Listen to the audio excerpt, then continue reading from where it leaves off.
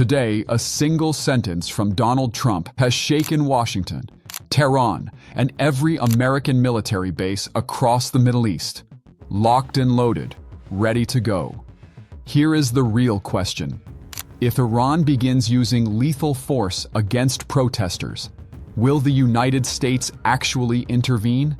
Or is this strategic deterrence? Tonight, we do not approach this emotionally.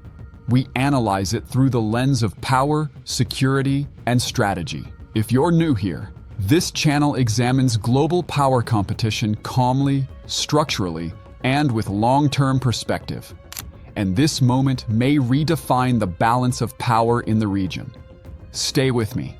The most critical layer comes next. Trump wrote, "If Iran shoots and violently kills peaceful protesters, the United States will come to their rescue. We are locked and loaded." This is not a routine political statement. This is a conditional red line, meaning if repression escalates, if violence turns into open bloodshed, the US may not remain a spectator. But here is the strategic question. Is this a credible commitment or a deterrent signal? Such statements serve two purposes: project strength to domestic voters, force an adversary into caution. But the context this time is very different. Ali Larijani responded, "U.S. interference would destabilize the region and destroy America's interests. The American people should know Trump started this adventurism. They should be mindful of their soldiers' safety." This is not diplomatic language. This is counter-deterrence.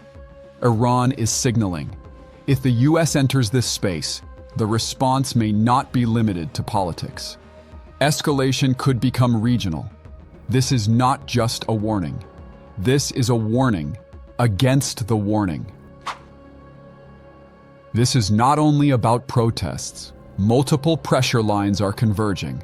A deteriorating economy, public legitimacy concerns, security force strain, heightened base activity, nuclear facility vulnerability, all at the same time. Recent strikes, tactical signaling around military installations, and broader regional tensions form the operational backdrop. So the real question is, if unrest turns violent, does it remain a domestic crisis, or does it become the opening phase of a regional confrontation? In a moment, we will examine the most sensitive point. If the U.S. does intervene, where does the first real risk appear? Let's continue. Protests are not only social unrest. They are the regime's structural vulnerability. Economic decline usually unfolds in three stages: erosion of purchasing power, public mobilization, legitimacy risk.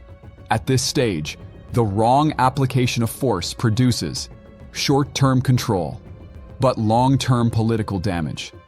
That is why the U.S. statement, "We will not leave them alone," functions as strategic pressure. It forces a binary dilemma: use force and risk escalation, or avoid force and expose internal weakness. Both outcomes are dangerous.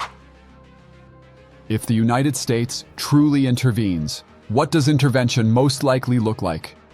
Three realistic avenues: cyber and intelligence pressure, targeted sanctions and elite isolation, heightened regional deterrence posture. A full-scale military operation? Extremely unlikely at this stage. But one sentence matters: be mindful of your soldiers. This points to a different risk vector: base security, troop positioning, logistics nodes. This is where escalation pressure becomes real. So the question is this: is locked and loaded a genuine signal of intervention, or a strategic deterrent calibrated to reshape Iran's choices? Because the real uncertainty now is not who is speaking the loudest, but who makes the first irreversible move. If you want to follow how this evolves at the policy, military, and strategic level, subscribe to the channel.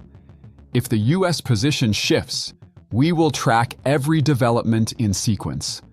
Share your perspective. Is this deterrence or the first signal of a much larger escalation?